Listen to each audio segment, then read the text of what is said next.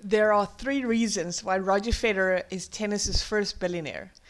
And the first is he's a golden boy, but we'll get to that later. If you don't know who Roger Federer is, well, he basically transcended the sport of tennis. So you would think that most of his money came from tennis, but nope. So let's look at Roger Federer's 3 key skills that has contributed to him being tennis's first billionaire. And whether you are a tennis fan or not, these lessons learned can be super helpful for any athlete looking to build wealth far beyond the sports field. If you end up liking this video, please consider subscribing. It's free and you get the added bonus of this cute picture of Roger with puppies. So how does Roger Federer make his money? According to Forbes, the Swiss ace has collected 131 million in prize money since turning pro in 1998, third in ATP Tour history, behind Djokovic's 159 million and Nadal's 132 million. But here's the interesting part. Off the court, however, it's no contest. Roger out-earns both Nadal and Djokovic combined, and is only one of 7 athletes across all sports that has surpassed 1 billion while still active. How is that possible? Well, when it comes to an athlete's net worth, prize money or salary is only one piece of the pie. Tennis players today are just as much entrepreneurs as they are athletes, and Federer has a strategy that makes him more money than any of his counterparts. He's discovered a few things about being a tennis player that most of the world's best are missing out on. Now, it might seem like a controversial statement, but most tennis players actually underperform financially. When you think about the large audiences that follow the top athletes, money is often left on the table. I've closely studied Federer's career and how he built his empire, and found 3 key skills and traits that we can learn from. Obviously, being a great athlete and winning consistently is one of the key factors of Federer's financial success. But there is a lot more to this than meets the eye, which brings me to my first point. Roger Federer is a golden boy. Having originally started as an ill-tempered youngster, Federer transformed his on-court demeanor to become one of the most level-headed and loved players in the game of tennis. The way that Roger has cultivated his personal brand on and off the tennis court during his playing career has set him up to enjoy commercial success from it long into his retirement. He is handsome, humble, extremely charming, and the golden boy of tennis. He spoke well of his opponents and loved his fans. He was always grateful to the organizers and the bull kids, and it was clear that he felt that he had the duty to represent the sport well. He's often quoted saying, "For me, it's very important to leave the game better off. It's important that the players have a good image, that kids and juniors can look up to us and say, I want to maybe be like him." He strived to be a role model on the court and keep improving his game even as he entered his mid-30s. People started calling him the Swiss maestro for his clever strategies on the court, especially those with the flashy moves like the legendary tweener shot. And that was just him having fun on the court. Federer being multilingual has also contributed immensely to being well loved around the world. When you consider all those factors, Federer's popularity makes sense, and it's no surprise he can fill up a stadium with a record-breaking 52,000 people in less than 10 minutes. When you spend a decade as the front runner in men's tennis, with a style of unprecedented elegance, dominating the most famous tennis tournaments in the world like no one before you, all with the charm of a Swiss gentleman who speaks several languages, you're bound to be a legend. Not only is Roger Federer's personal brand marketing heaven, but he has also been selective about who he works with, which brings me to my second key takeaway: strategic partnerships. As Roger has matured as a player and businessman, the companies he's chosen to work with have come to fit a particular profile: premium, high performance, elegance, and a long history of excellence.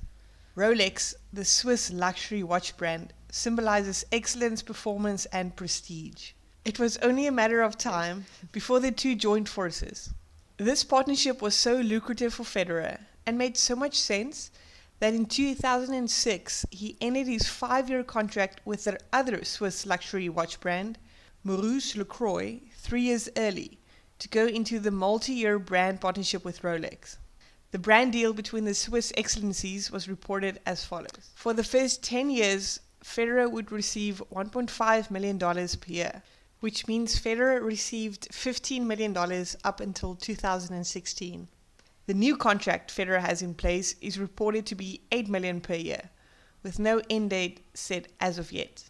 Some of the most notable and lucrative brands he has worked with over the past couple of years include Uniqlo, the Japanese clothing brand, which replaced Roger's Nike brand sponsorship. Nike reportedly paid Roger $10 million per year, whereas his partnership with Uniqlo is paying him $30 million per year. The deal with Uniqlo, which excludes shoes, also left the door open for Federer's most lucrative business investment, but we will get to that in a second. Other brand deals include Mercedes, the German automotive company known for a blend of luxury, sportiness, and performance vehicles, reported to bring in $5 million per year for Federer. Moët & Chandon, the official champagne of the US and French Open, pays Federer $8 million annually. Lindt, the Swiss chocolatier we all know and devour, signed Roger Federer, who became the first celebrity to represent Lindt in its 160-year history. The partnership earns Roger roughly $4 million a year. Credit Suisse, the leading financial service company, signed a 10-year deal with Roger, which reportedly earned him $2 million a year. Credit Suisse also annually contributes $1 million to Roger Federer's foundation. We'll get to that in a second. Federer has also made some smart strategic business investments, including Notco, a plant-based food maker, his own sports marketing company, A-Team, real estate inside and outside of Switzerland, with his most lucrative investment thus far being On, a Swiss shoe brand. Since Federer's deal with Uniqlo did not include shoes, he approached the founders of On and invited them for a dinner. After getting to know each other, Roger invested his own money for a 3% stake in the company. Those shares are worth $300 million today. Money, however, has not changed him, which brings me to the final key takeaway. But first, I would like to thank my sponsor for this video, you, the viewer. By liking and subscribing, you are the best sponsor this video could ask for. And you get to count it towards your kind deed of the day, as you are supporting the first video of a new and growing channel. So thank you for being awesome. Back to the third key takeaway. Roger Federer has a healthy relationship with money. From an early age, it was clear that Federer loved tennis more than the money. In an interview with Tennis X, he stated, "The money for me is just a bonus, because I love the game so much. It was always a dream for me to be a tennis pro." Very often, brand deals and endorsements distract athletes from what they were doing in the first place, winning matches. Federer has managed to keep his drive and consistently go out on the court and win match after match.